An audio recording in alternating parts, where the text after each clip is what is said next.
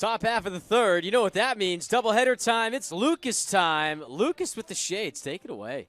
Guys, I'm down here with Stonehill and Brockton Rox outfielder Sam Parks. Guys, down here with Jack Obert. Guys, down here Marika Lizick, pitcher for the Brockton Rox. Guys, joined by Rox catcher Alex Sorrenti-Burns. Guys, here with Rox outfielder Gabe Pitts. Him to find a gap. He's got some power. He's squared up both, like you mentioned, with the line out. He's squared it up both times. We got our very own Shohei Ohtani. We've got the ace up our sleeve.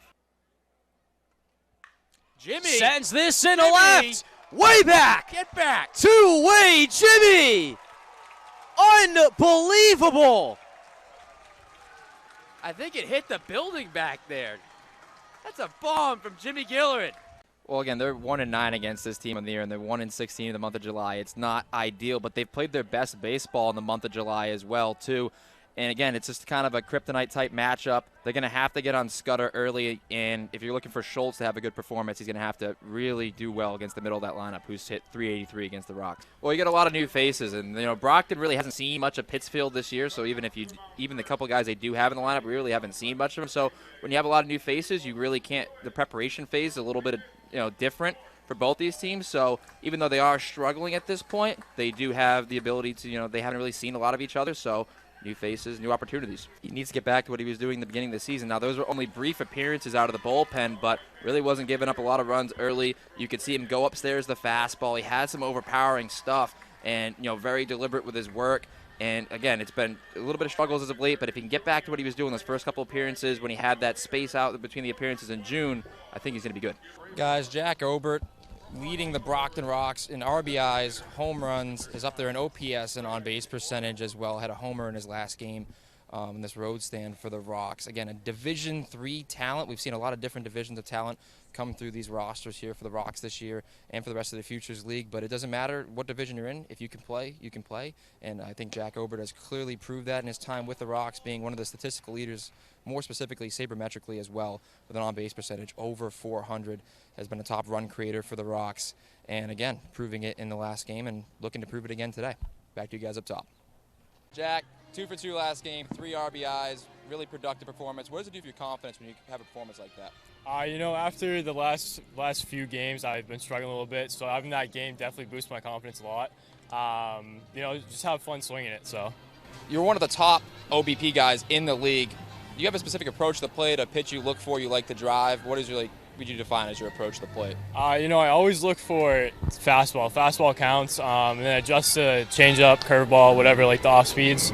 But I just like to get myself on in a count where I can swing if I need to, or I always get the pitcher to make the mistake. And that's usually what happens. I walk a lot, so.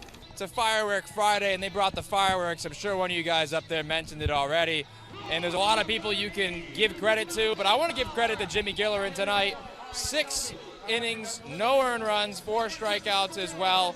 His issue this season has been the second time through the order, and he ran into some trouble in the 5th inning. Bases were loaded. He got a strikeout, and he got a pop-out, and it was really a big turn of the corner there for Jimmy Gillerin to get out of that jam his second time through the lineup.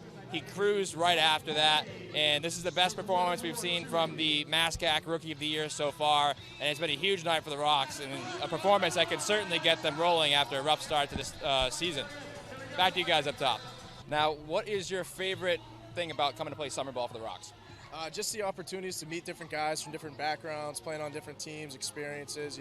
It's like something that you can't get anywhere else. Just meeting the great group of guys, new guys every year. It's an awesome opportunity. Last question for you. Which pitcher on the Rox would you 100% take yard? Tommy Sullivan, 10 out of 10 times every time. Thanks, Sam. Of course. Thank you. Back to you guys up top. Marika, MLB All-Star game coming up. Heard you're going to be attending. Yes, I'm very excited. Last year I attended as well, so I'm looking forward to this year, especially being so close to Seattle. I'm able to drive over, so I'm really looking forward to it. It's awesome. Now, favorite memory with the Rox so far? I would have to say the night I made history here on the mound. Nothing will ever replace that moment. Thank you very much, Marika. Thank you. Back to you guys up top. Hit well over 300, on-base percentage over 450 this year for Worcester State. What does that do for your confidence going into the next season? I'm just looking to be the best player that I can possibly can and just win games for whatever school I'm going to be playing for next year. Now, making the move from Westfield to Brockton, as a catcher, what is it like not only making the adjustment to a new team, but also making an adjustment to a new pitching staff? I mean, I think the biggest thing is like knowing which guys like to throw which pitches when, knowing coaches' signs, and like just getting to know the guys. It's like a big change. Like getting to know like another 30 guys this year is kind of difficult, but like, you know, we're here to win. So Now, favorite memory with the Rox so far? definitely taking 2 from Vermont my second day here. So that's big. Vermont's really good. You know, when I played for Westfield, like they were always like a tough game, so it was nice to bring it to them. Well, it definitely changed the standings for them, so you guys were giant killers. Alex, thanks for the time. Back to you guys up top. Gabe, been dealing with an injury a little bit right now. Do you have any advice for any younger ball players that are dealing with injuries and how you deal with it? Definitely. I'd say just the best thing you can do is really focusing on just getting back out in the field. You know, I feel like a lot of people try to rush back into it, and that's definitely not what you want to do. I've been dealing with like a strained quad for the past like 3 weeks, and I want to be able to play. But the best thing you can do is really just focusing on rehabbing and just recovering, because you know you can turn something minor into something major, and you know that's not what we want to do as ball players. You know, we want to be able to be 100% when we get back out in the field, because it's only going to hurt yourself in the end if you just try to rush back into it. So. Thanks, Gabe. Favorite memory with the Rox so far this season? I've had a lot of fun times here, but I definitely say just honestly just fooling around with the guys like on the bus to away games. You know, we play Mafia. That's like really fun. You know, we'll even run some like games on the iPhone too. But I think it's just definitely just moments like that where you're just like not particularly on the field playing a game, but just having fun with the guys. Like even just being in the clubhouse too, like playing cards or whatever they do. So yeah, definitely all those moments like that. Definitely that camaraderie on and off the field, just being around different people from different backgrounds. Cool deal. Now, last question for you. What are some of your goals heading into this next college season? Definitely one of my goals is just to be able to make an impact in, you know, any way. I don't know if that's, you know, being a starter, but I mean, I'm definitely ready to just go in and, you know, be able to give what I have to offer. You know, my game's definitely based around speed, so whether that's being a pinch runner freshman year, I'm going to be ready just to be able to make an impact in any way, because, you know, there's definitely a lot of upperclassmen at Central, so I'm going to have to, like, you know, earn my respect there.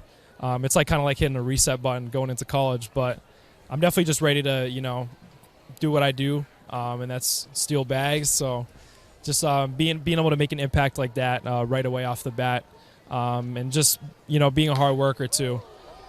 So I definitely just think, yeah, just basically stuff like that. And, you know, hopefully I'll work my way into the starting lineup. It's definitely tough as freshmen to play anywhere, but, you know, I'm ready to show up on campus to work. So I'm definitely excited for that.